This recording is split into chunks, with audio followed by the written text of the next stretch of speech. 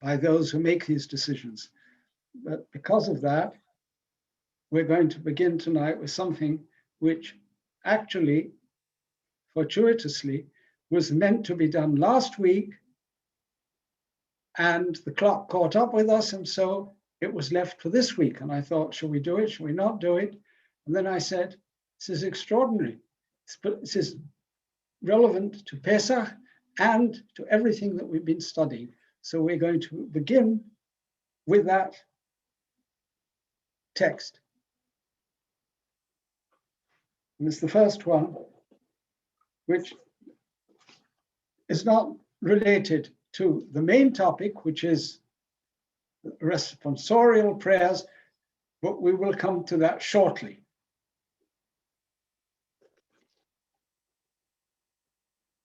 So a couple of words of introduction to the text.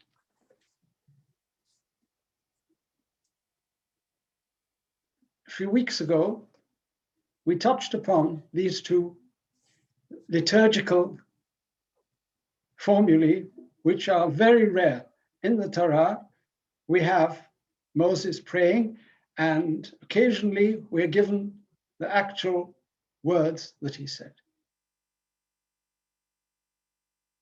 Here, it's not a story about a historical figure who uttered this or that prayer, but it's almost like adumbrating the Anshe Kenes, the Gedalah, prayers that the Torah itself suggests as appropriate for these two occasions. Well, they're not occasions so much as circumstances that the Israeli farmer, the Israelite farmer, will encounter in his or her life. The first one is the one that has to do with Pesach. They're both in the 26th chapter of Deuteronomy. First one is called in the Mishnah Mikra Bikurim, and indeed in the Talmud, the recitation of the first fruits. So when the farmer brings the first fruits to the sanctuary, then he is urged to speak certain words. And the formula is actually in the Torah. The first words he's supposed to say is, Higadati hayom Hashem Elokecha. I wish to narrate something before the Lord. To narrate. And that is the very word that gave rise to our noun Haggadah, because this text was taken over from the recital of Bikurim and became one of the core texts of Pesach night.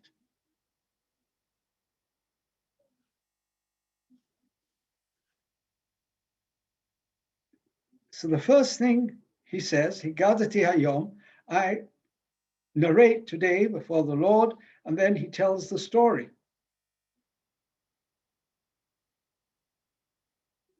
He places the basket with the first fruits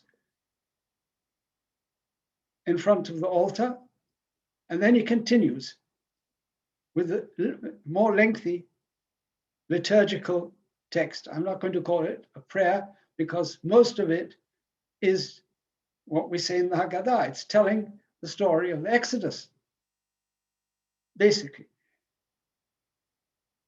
But it's introduced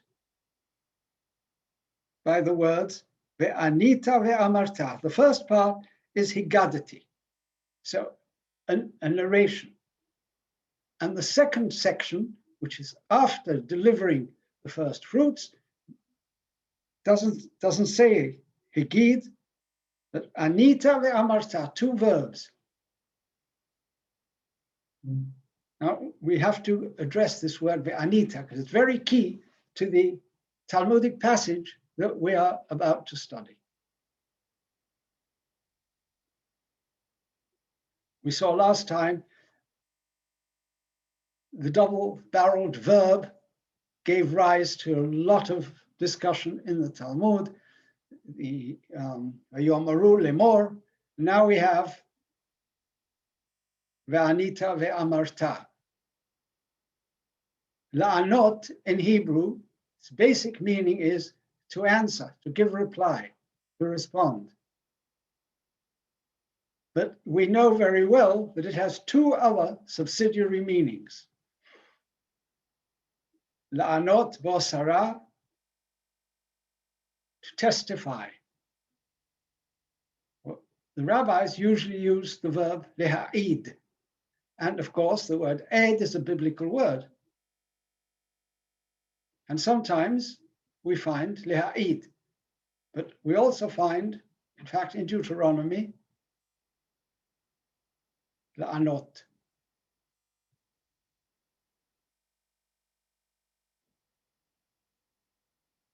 Etymologists suggest that perhaps responding, especially in a liturgical context, would mean to speak out loudly, because it would be loud when a whole congregation was responding, then you would certainly hear it.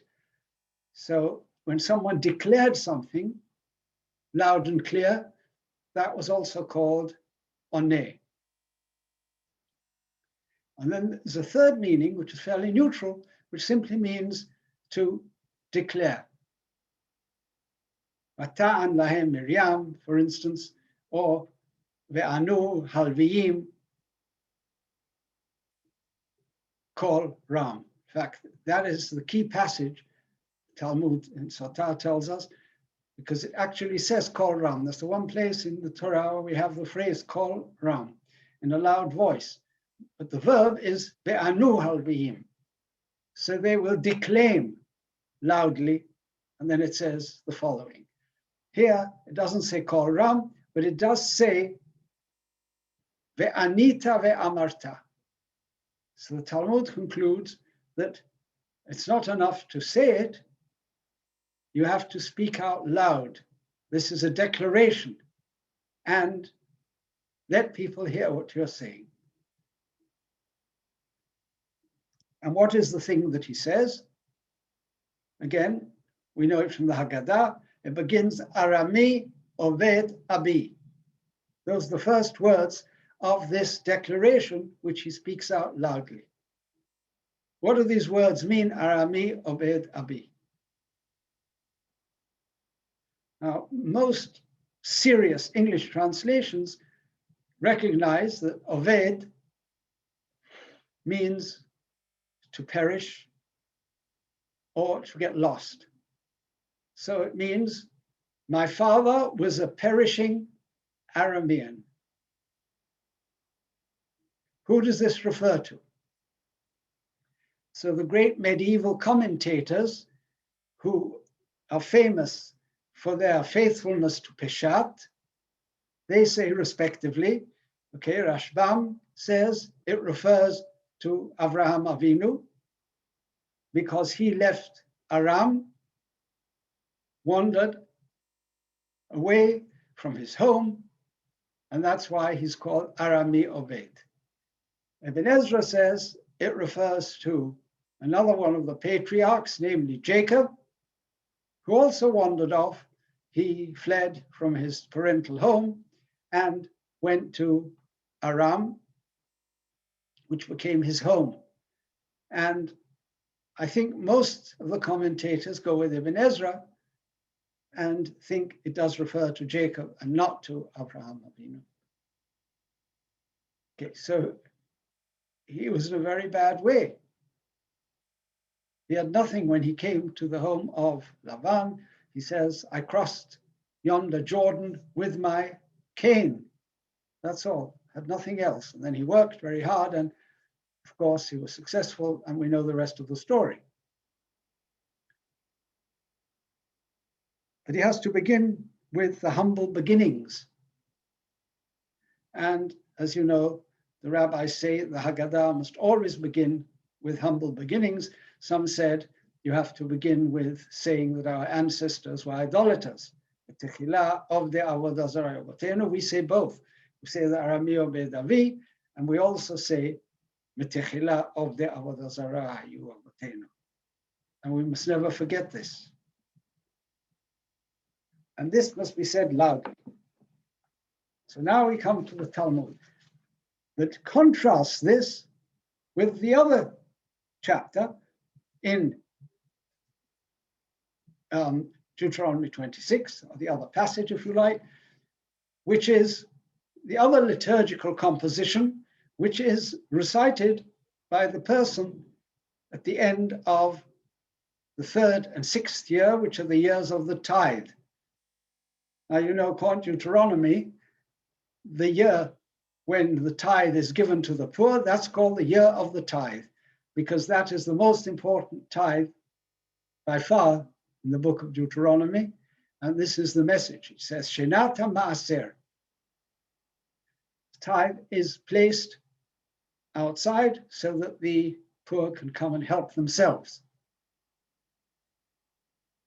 This is a very key teaching of Deuteronomy, because Deuteronomy was only minimally concerned with ritual purity, and therefore the tithe could be given to anybody. All the poor and the widows and orphans could all come and help themselves, and no one knew who came and who took it, because it was put near the gate. And every 3rd year and every 6th year, the farmer would have to take all his tithes that he had set aside during the 3 years and take it all to the gate and leave it there and go away. And then the people knew that they could come and help themselves. And when it's all done, he has to come and confess that he has done it all correctly. But it doesn't say, ve'anita ve'amarta.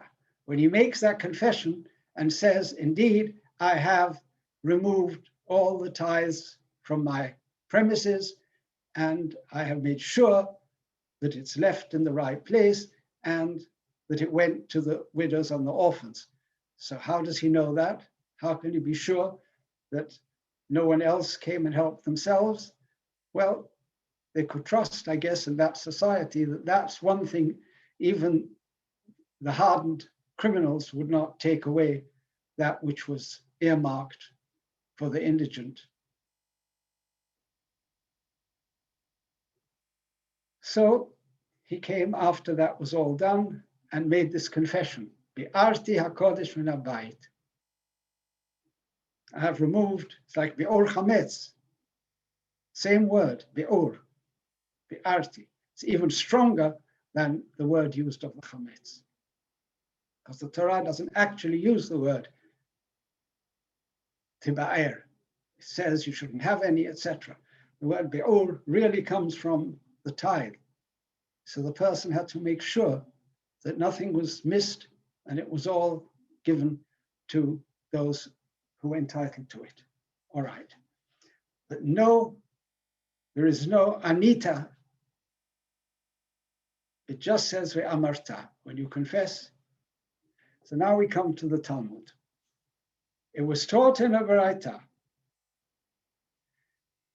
Rabbi Shimon ben Yochai says, one should express one's own praise in a low voice and one's faults in a loud voice. Now the word faults here may not be the best word. In the Aramaic or Hebrew, it says genuto. And I have to tell you that the word genut is difficult to translate. And any translation we give will spoil the game, so to speak, because the Talmud hinges on the fact, it's like a quibble, that this word has more than one meaning. So one has to be very aware that genut can mean things like disgrace, blame, reproach, or fault. All those things is something negative. You could just say, be very neutral and say negativity. But again, then you lose what is going to come in the Talmud, in this passage. So fault will do, but it's not ideal. So fill in, if you like, the blank, so to speak, in a loud voice. That one should express one's own praise in a low voice is derived from the confession of the tithes, as we just saw, because how do you know it's a low voice? Well, you know it's not in a loud voice. You know it's not to be declaimed, because the Torah left out the word ve'anita, and it's so blatant, because they come back to back. And with one you have ve'anita, and with the other one you just have ve'amarta. So the Talmud inferred from a close reading of these texts that it must mean don't make a noise, don't blow your own trumpet, as we would say in English. The Gemara asks, but should a person express their faults out loud? Surely Rabbi Yochanan said, in the name of Rabbi Shimon Bar Yochai, the very same Tanna. For what reason did they institute that the prayer be recited silently? Why is the Amida recited silently? In order not to embarrass transgressors who confess their sins when reciting the prayer. Okay, here again, we need a little bit of a footnote.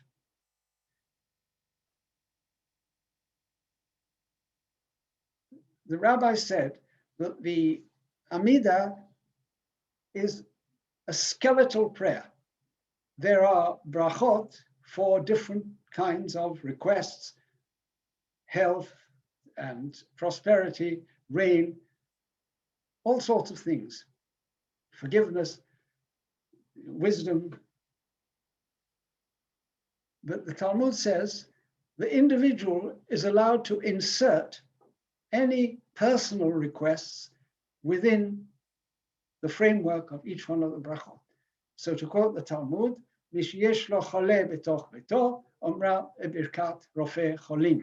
anyone who has someone sick whom he or she knows personally, they can say a special prayer for that patient and insert it in Birkat Rofeh Cholim of the Amida. And if a person had committed a sin for which he wanted special forgiveness, then where it says Selach Lanu, he can insert that. So these very personal prayers, which apparently many people were saying, again, this brings us back to the question of private versus public prayer. So the Amida was considered private. The Hazan is not allowed to do any of this. When he repeats it, he only may say the general brachot, which are supposed to be relevant to most people. So they're very generic. Because people are in the habit of doing this, that is why the rabbi said it must be said silently so that people will feel free to confess any sins they want to confess.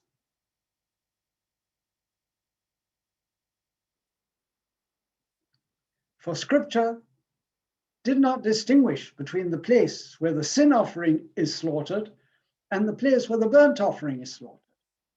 Rather, the Torah required that both be slaughtered in the same place, so the people will not realize which offering is a sin offering and thereby identify its owner as a sinner. Thus we see that the Torah seeks to protect a sinner from embarrassment. This runs counter to the Baraita cited above, which said that shortcomings should be expressed aloud. Now, some people read this and are very confused because that word genut doesn't have to be translated fault. Here, it is translated fault because if you didn't translate it fault, then the objection raised here would fall flat on its face. What's the objection? If you translate the word genut defect or reproach or disgrace, then you're talking cross purposes. The one statement was about people not saying their sins and their own faults loudly. But the word genut doesn't seem to mean that, because what sins are mentioned in that declaration which accompanied the bringing of the first fruits? What was the genut? If you look in the Gemara, Rashi says the genut was that we were descended from such a bad man as Lavan. Rashi said that because he followed the Targum Onkelos, not Targum Yonatan, by the way. Targum Onkelos says Arami Oved Avi means that Lavan, the Aramean, tried to destroy our ancestor Jacob. And Ibn Ezra, of course, fumes against this. He says that's impossible. Oved is not a transitive verb.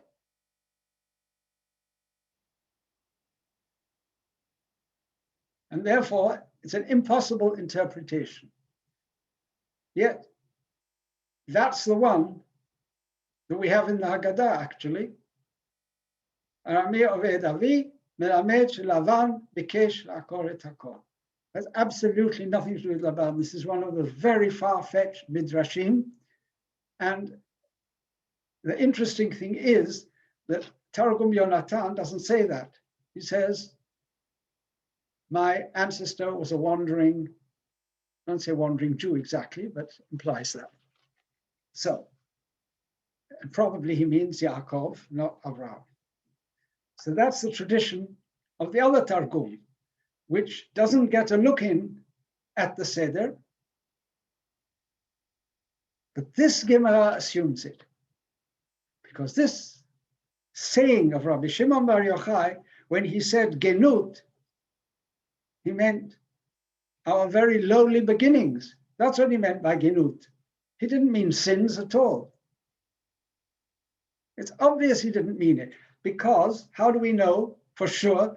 Because you can read that passage from beginning to end, and it's absolutely nothing about sins.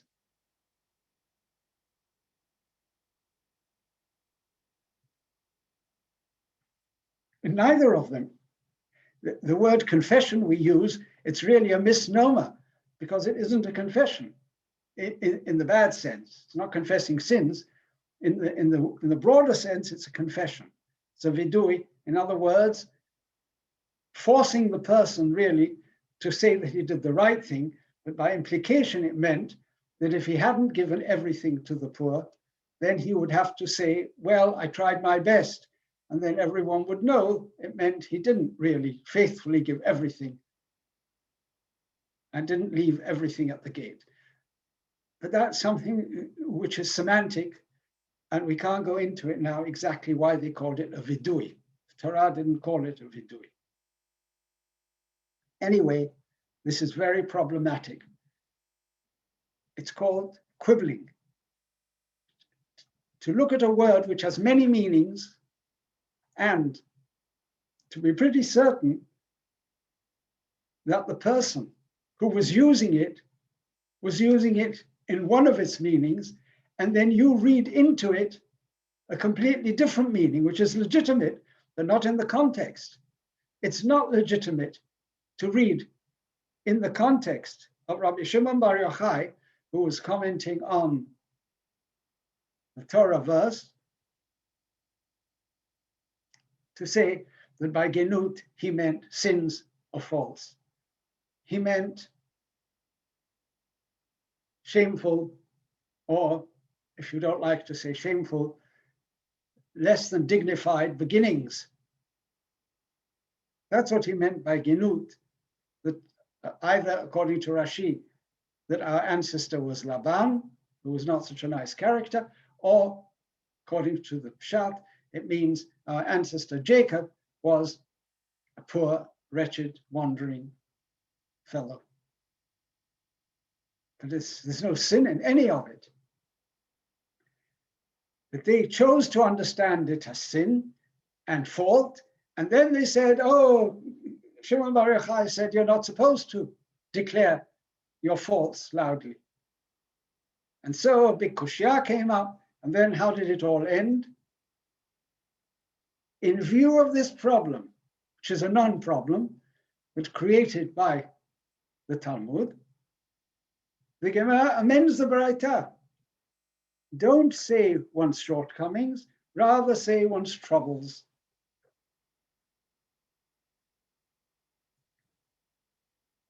So it changed everything.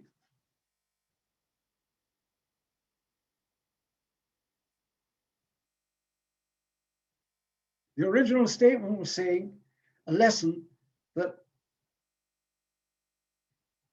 if you have faults, don't hide them, which was a moral teaching.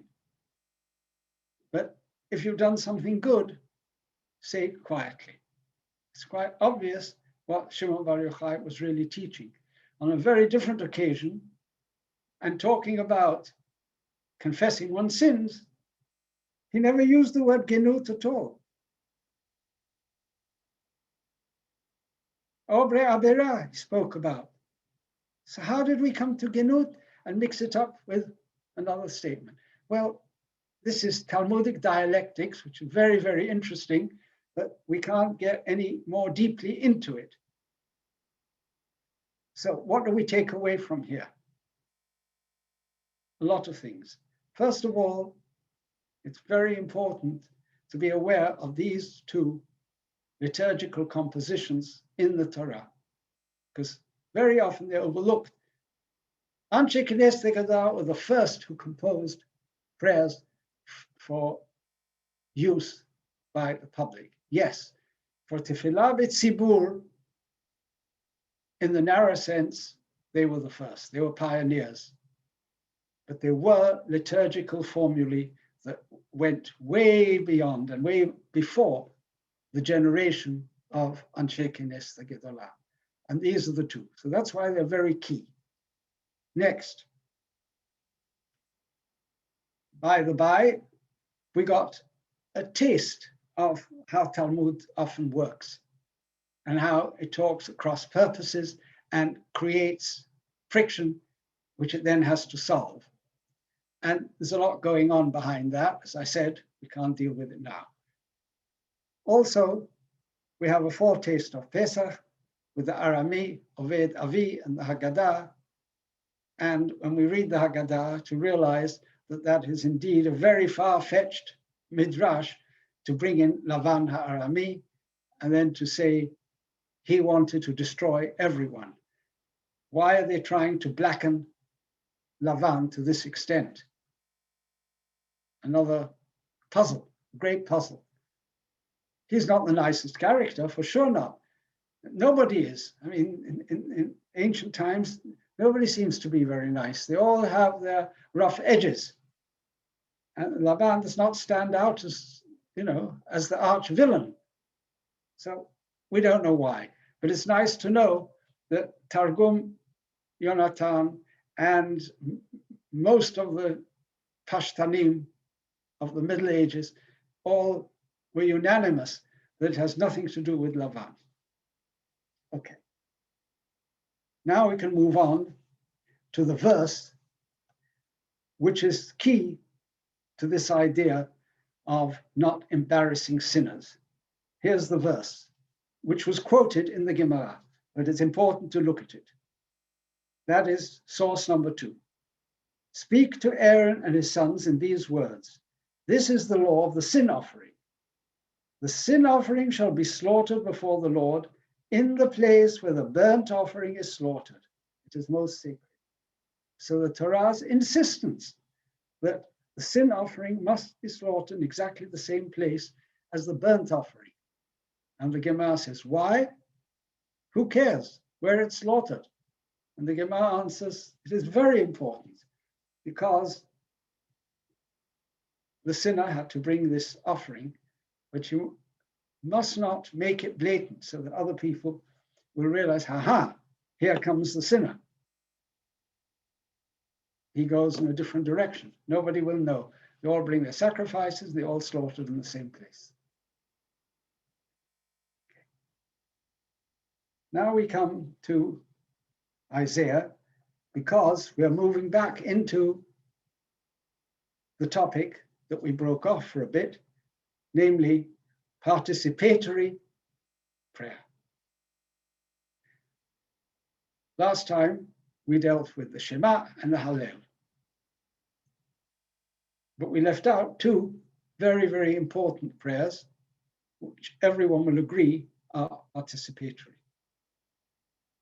Namely, the Kedushah and the Kaddish. The Kedushah, in English, is often called the Sanctus. It's a well-known prayer which was taken over by other religions, I believe, from a very early time, because it formed part of the Jewish liturgy way, way back. It all begins in the book of Isaiah. So I'm sure most people remember it, but we'll go over it briefly. This is the beginning of Isaiah's prophecy, according to Rashi and according to the Talmud. In the year of King Uzziah's death, I saw the Lord seated on the throne. So he has this theophany. About him were attended seraphim. Each had 6 wings. One pair covered his face, one pair his feet, one pair was spread in flight. They were calling ceaselessly to one another. Holy, holy, holy is the Lord of hosts. The whole earth is full of his glory. What was the main point of the message? What was the theophany telling him? As you know, there was this great friction between, I would say, 2 theologies. It's more than a philosophy. There were those prophets who thought of the divine being associated with a particular place. You can call that the caged divinity. That was the older view. That was the pagan view, of course. And they associated divinities mostly with temples, sometimes with trees, sometimes with mountaintops. But in the ancient Middle East, it was temples and pillars and altars and so on. And they thought somehow having sacred places captured the essence of their gods. And to some extent, the Israelites lived in the midst of that culture, and eventually they also built a temple. Torah never gives a blueprint for a temple, of course, only a movable tent. Only 480 years after the Exodus, the Bible tells us King Solomon did build the temple. Okay? And it was always somewhat ambiguous whether it was the right thing or the wrong thing, but we won't get into that. You have to read the whole Bible to realize how controversial it was. Isaiah has his vision in the temple, and yet his vision is the most anti-temple. This is a negation of the temple idea that God's kavod is limited to any one space. And we know this because somewhere else Isaiah gives a secret teaching, which he says, Tzor Te'udah, seal up this teaching, Chatum Torah V'Lemudai. Let it be stashed away among my disciples. In other words, nobody else was supposed to know it, because it's written in code, as you know, Lo tomarun kesher l'chol asher yomar ha'am hazeh kasher. A meaningless sentence.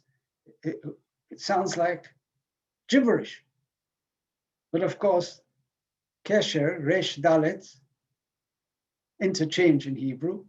And what he was really saying was, Lo tamarun kodesh lechol asher yomar ha'am hazeh kodesh.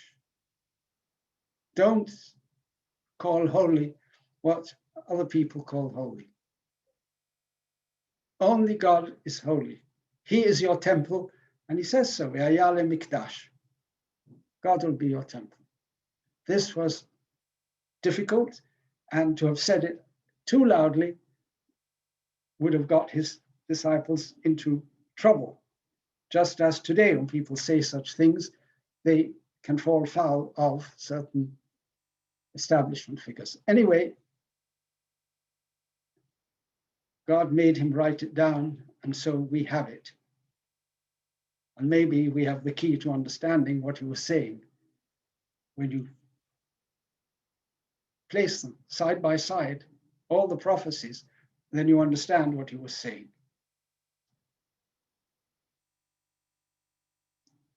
But our interest is in one calling to the other.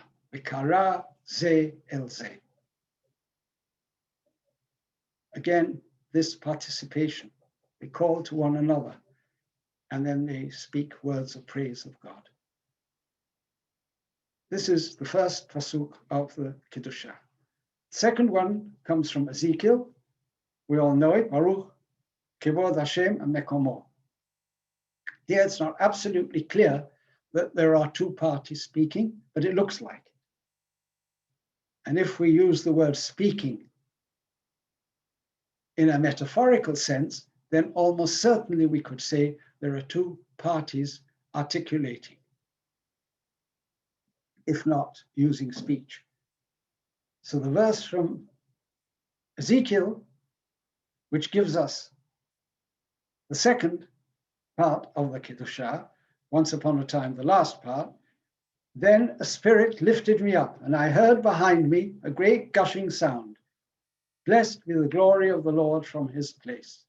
The simple meaning of this verse is that he hears a great rushing sound, presumably of those spirits or angelic beings that he described earlier on, and he responds, blessed be the glory of the Lord in his place. So here we have the response. He is responding to the Malachim. Others have different explanations. I gave the Targum as well of both these verses. Anyone can look at them and see that the Targum understood it differently. But there are many interpretations. We can't say for sure which is correct, but very likely it is the prophet who says, blessed be God, because the name of God, because what does he hear? He says, I heard behind me a great rushing sound. He didn't hear words, but it was the invitation for him to say, Baruch Kivod Hashem. But it was not verbal what he heard. This was the Kiddushah. In much later times, they added a third verse. Commentators are not sure why. One of the best known explanations is that they wanted to add the verse from the Torah, Hashem imloch le'olam va'ed. And why didn't they add that verse? Well, it's a whole discussion about why they didn't and why they chose another verse, Yimloch Hashem le'olam Elohayich Tzion. Some say because it came from the Psalms, in other words, from Ketuvim, and they could have had Nevi'im and Torah, but they wanted Nevi'im and Ketuvim. I don't find it a very convincing answer, because the important thing is not that it comes from this book or that book. It's the content that mattered. And so I prefer to say we don't know why it was added at a much later date. But this is the original Kiddushah, these two verses. Now, after reading the scripture, we can see how this came about to form the Kiddushah prayer. Now let's jump many millennia to the Shulchan Aruch. Shulchan Aruch is describing the way that the Kiddushah is recited in the synagogue. Of course, it can only be done when there is a minyan. We know that from many, many sources. In Davar Shebakdusha Pachut Ve'asara. So he begins with these words. The congregation does not recite with the Chazan, the Nakdishach. Rather, do they keep silent and they pay attention to what the Chazan is saying until he gets to the real Kedusha, which means the verse Kadosh. And then the Tzibur, the congregation, responds Kadosh.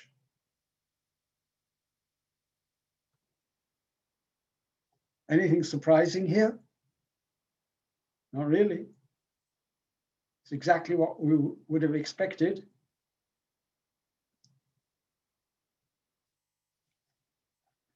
Now we're going to look at the Rosh.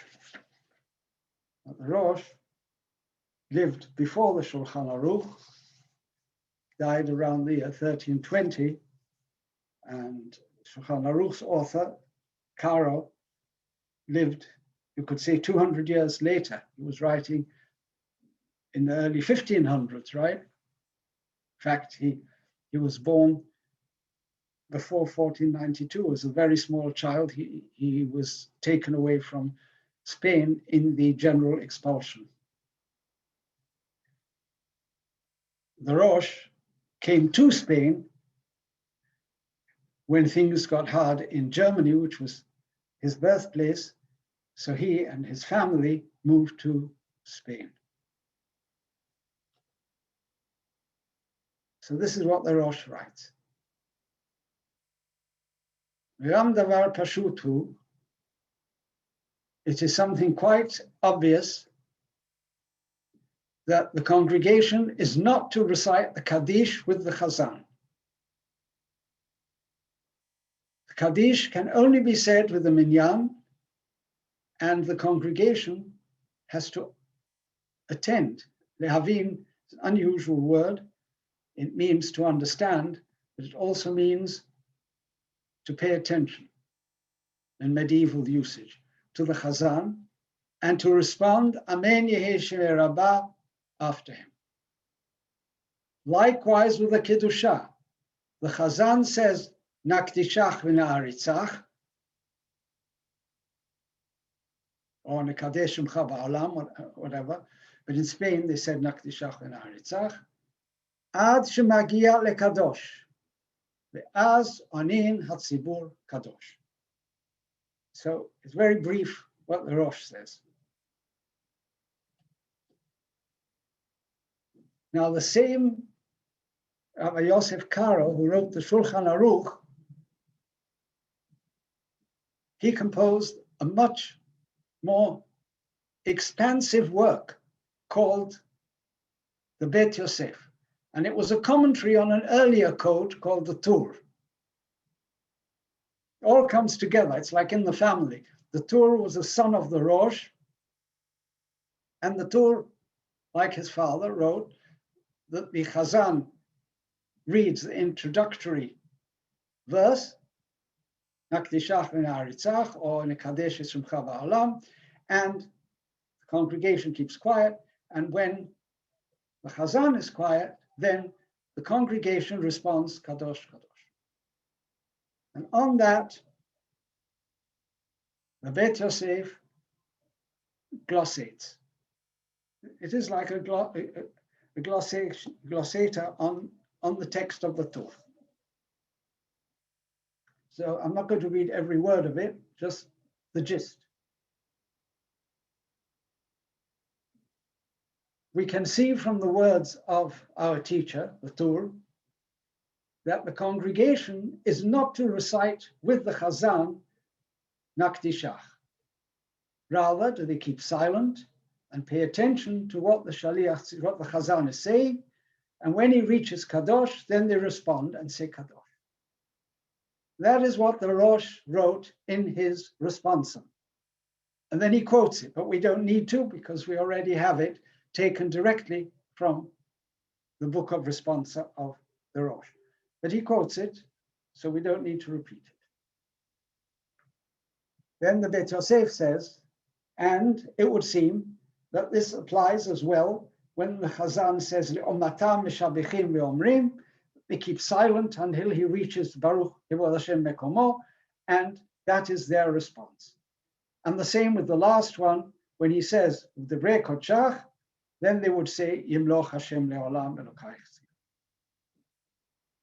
Now, you could, if you wanted to, you could argue that the Rosh only mentioned Kadosh. He didn't say anything about the second and third refrains.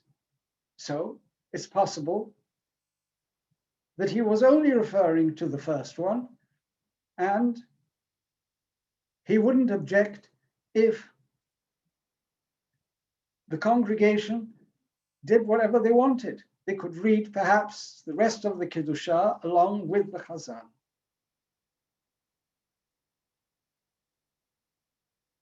He said, that doesn't seem very likely. The first option seems the correct one, that the Rosh meant Kadosh, Kadosh, and all other responses. Because otherwise he would have said, this needs to be stated. It's not at all obvious why the other two should be different from the first. So obviously in Bet Yosef's time, there were already people making noises that they wanted to find support for reading the whole Kedusha together with the Chazan. This is the first intimation we have. It is very subtle in the Bet Yosef, but you can see it's there. Why else did he have to even address it? So now comes the big question that it's mostly historians who ask, where on earth did this idea come from that the congregation should read the whole of the Kedusha along with the Chazan? Some point to a Tosefta in Berachot. Tosefta, we have the key piece, but it's a little bit longer. It first says, En onim im hamebarech. I know these words are enigmatic, and all the commentators have a very hard time deciphering what it means. What do you mean, En onim im hamebarech? A person is saying a beracha, you should not respond with him, but he's not responding. So what does it mean? Don't respond with the one who is saying the bracha. Anyway, that is the consensus opinion. Then the Tosefta adds, Rabbi Yehuda used to respond with the one who was reciting the blessing. Kadosh, Kadosh, Kadosh, etc., and Baruch, etc. All these Rabbi Yehuda would read or recite with the person who was saying the blessing. Now, the confusion is obvious. It starts off by saying, En onin imam barech. And then Rabbi Yehuda disagrees, or at least in practice, he would answer with the mevarech. And then, how does it end? Kol Eliach Kore Rabbi Yehuda imam barech. Suddenly we've moved from Oneh to Kore. So this is very baffling and endless attempts at commentaries. So the longest one we have in here is the one by Saul Lieberman. Saul Lieberman was a very great rabbi and professor and scholar, and he devoted much of his scholarship to the Tosefta, which was somewhat neglected before his time. You could say he really carried Tosefta study to a whole new height, because he examined a lot of old manuscripts in order to establish the correct reading This was the problem, that many printed editions of the Tosefta were corrupt. How do you reconstruct it? So that was his main contribution. And then he gives a commentary, and he has great difficulty understanding it. And at the end he says, "Ve'anosach mishubash." I think that the text is corrupt. So he can't do too much with it. But it's interesting, there's another commentator, earlier one, who lived in the 19th century. His name was Shemuel Avigdor of Karlin. He died in 1866. And he thinks it means that because the Talmud has a general rule, Berov Am Hadrat Melech, it is preferable that when you have more than one person, that the leader says the prayer, for instance, Birkat HaMazon, and everyone else listens and responds Amen. And of course, this is the way Birkat HaMazon was always done, and in many communities still done. When there's Zimun, then the person who is Mizamen, he reads the whole Birkat HaMazon out loud, and everyone else listens and says Amen in the appropriate places. They do not all read it together. And this is not only required by the Talmud and was practiced in those places, but today you can see that you go to places, I've seen it with my own eyes, I don't know if any of you have seen it, that the person who does Zimun, yes, he does the Zimun, everyone responds, and then he goes quiet. You don't hear him at all. Maybe here and there you sing a few verses. It's quite extraordinary, and everyone is mumbling to themselves, just like, I suppose, I was describing to you about some synagogues where they do the Hallel this way. How did this happen? Again, very, very puzzling. I've thought about it a lot, and there's only one tentative answer, and it's not really a good answer that I ever came up with. And I'll just tell you all briefly, the end of tractate Rosh Hashanah, the very last Mishnah actually says, it's talking about the blowing of the shofar.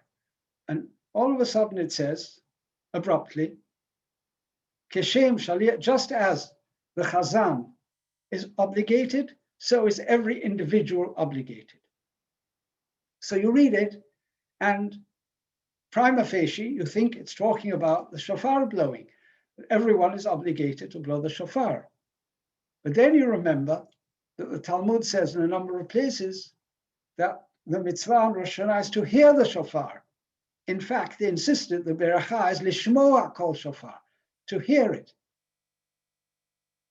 It has to be sounded by someone so that everyone can hear it, but even the person who's sounding it has to hear it. If you sounded it into a ditch or into a barrel, and all that is all in the Mishnah. So therefore you say, well, it can't be talking about the shofar. So what's it talking about?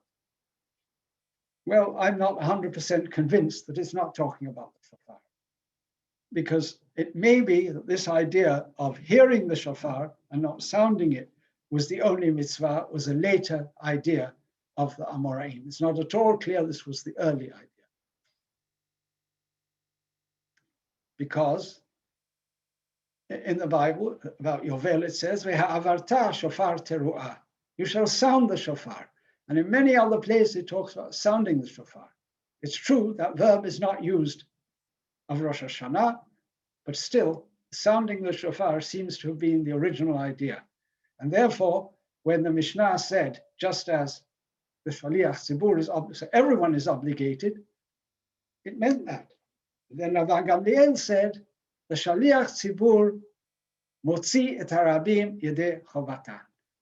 He can do it on behalf of everyone as long as they listen and pay attention. That's it. The Gemara then said, since it assumed it cannot be talking about the shofar, it said it must be talking about the prayers.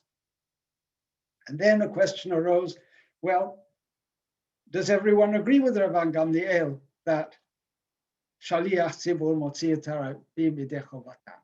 So the Yerushalmi, Rabbi Hanan says, in fact, Rabbi Hoshaya taught that all the Chachamim agreed with Rabban Gamliel. And there was no machloket. But in the Babylonian Talmud, it doesn't say that. It does say that Rabbi Hanan said the halacha is like Rabban Gamliel, but then the Talmud says, that means not everyone agreed with him. If you say halacha Rabban Gamliel, it implies there was controversy. So now how do we know? Should we follow Rabban Gamliel, the minority, or should we follow the others who may have been a majority? So the Rif ruled that to some extent you can follow Rabban Gamliel, especially on Rosh Hashanah and Kippur, but if somebody knows to say the prayers himself, he should not rely on the Shaliach Tzibur. And some people read this into everything and said, well, if we are baki, if we know to read it, we should do it ourselves and not rely on the Shaliach Tzibur.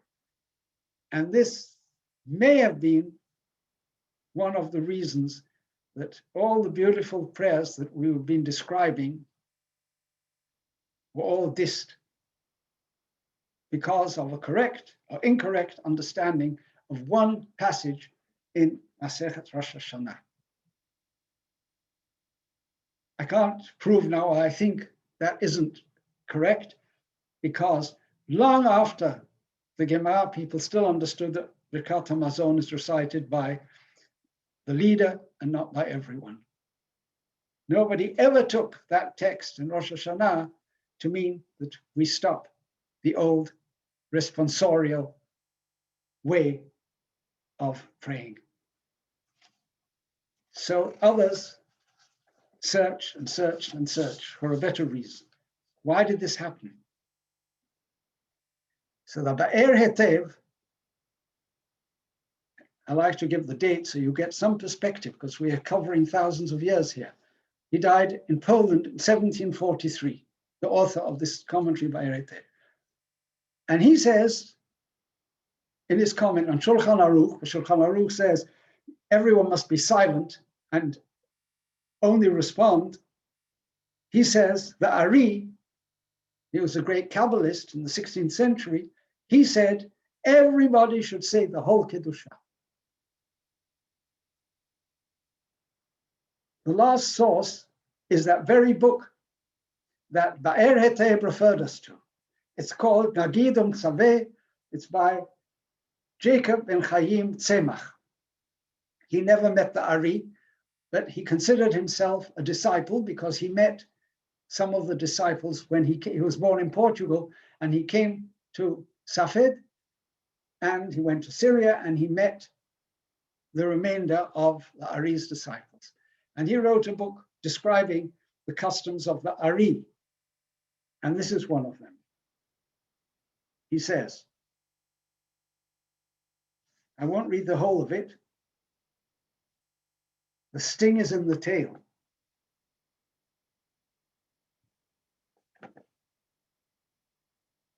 The very end, you have the whole thing. You can read it all at your leisure.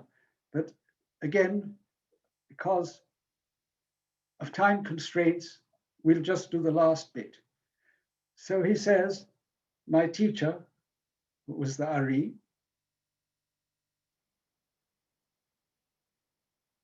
would keep his feet very close together when he said, Nakdishach v'na'aritzach. And these two words he would say loudly. Now you say to yourself, what's this? Was he a chazan or was he not? Or was he just a member of a congregation? So that is answered in the continuation. And he would also say Kadosh, Kadosh loudly. And the rest of the Kedusha he would say word for word with the chazan, with his eyes closed. So the Ari went against all the traditions, and for Kabbalistic reasons would recite the whole of the Kedusha with the chazan. And the Ba'er Teib thinks this is the real reason, not any of the others which people suspected or guessed or tried to infer had caused this great reform. And of course, this is subjective, but I think great damage to the very structure and aesthetics of the prayers, of the Tefillah B'Tzibur for sure. All goes back again to the Kabbalists. And why did people pay any attention? He didn't even tell people to do it. He used to do it. People watched it and thought this was magical, and so it spread. And today, unfortunately, I think, in many shuls, you'll find this going on. I know that some people started doing it in our shul, and my father had to put his foot down and would read to them the Shulchan Aruch and say, sorry, this cannot be allowed. I'm very tolerant and I like people to follow them in Hagim, but this cannot be allowed. Congregation must keep silent and only respond in those places which they're authorized to respond. You cannot have pandemonium in the shul. Well, sadly, the Kabbalah was not very interested in shul decorum or anything at all, because it's unfortunately all magic. This is where we started all those weeks ago, and this is where we end. Because the twain can never meet. We either pray or we do Kabbalah. Everybody is free to make that choice, but they must know, I think, that they are making a choice. They cannot have both, because the two are irreconcilable.